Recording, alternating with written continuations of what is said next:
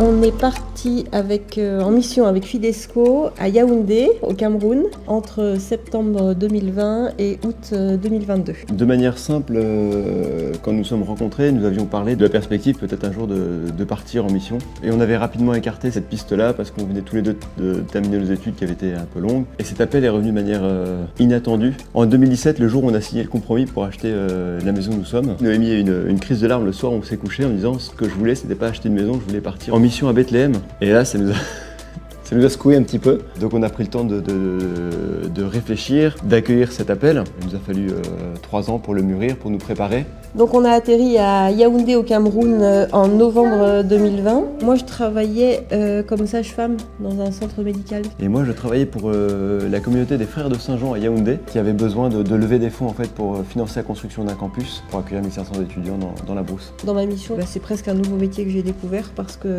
c'était pas du tout la même façon de travailler, les mêmes moyens techniques qu'en France. Il nous aura fallu une année complète pour être complètement à l'aise. Pour se sentir camerounais en fait. Un tournant dans notre mission, ça a été une difficulté. Au bout de 6 mois, on a été assez malade du palu. On s'est fait soigner dans le centre médical où je travaillais. D'être patient à l'hôpital, ça m'a permis de mieux comprendre le fonctionnement de l'hôpital, mieux comprendre ce que c'était que d'être malade au Cameroun, de se faire soigner au Cameroun, et puis d'être plus proche de ceux qui nous entouraient. En fait, au Cameroun, il faut d'abord rentrer en relation avec les gens, discuter. Un des points très positifs de notre mission au Cameroun a été de partager la foi avec les Camerounais et de découvrir que la foi est profondément partagée par tous les Camerounais. C'est notre plus grand point commun avec eux, c'est de croire en Dieu. Donc toutes nos journées de travail commençaient par une prière. Moi, à la maternité, dès qu'un bébé naissait, la maman rendait grâce pour cette nouvelle vie. On a partagé aussi la foi avec des Camerounais de manière plus intime et ça nous a rapprochés, ça nous a permis de lier des liens forts avec ces autres couples. On est rentré le 5 août 2022.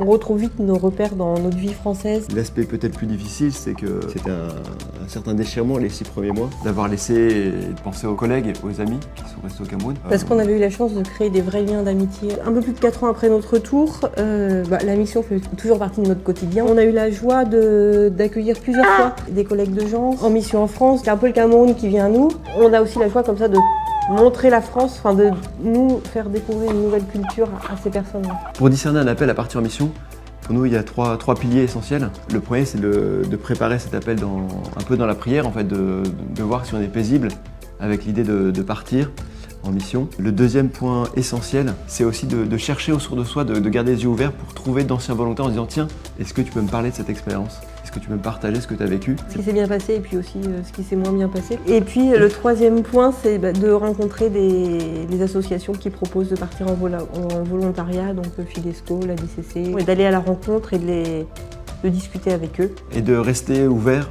à toute forme d'engagement. S'engager, c'est pas partir en mission à l'étranger.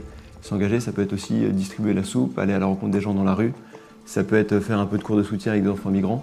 Donc de rester ouvert à l'engagement permet de discerner en fait paisiblement un appel à partir éventuellement en mission.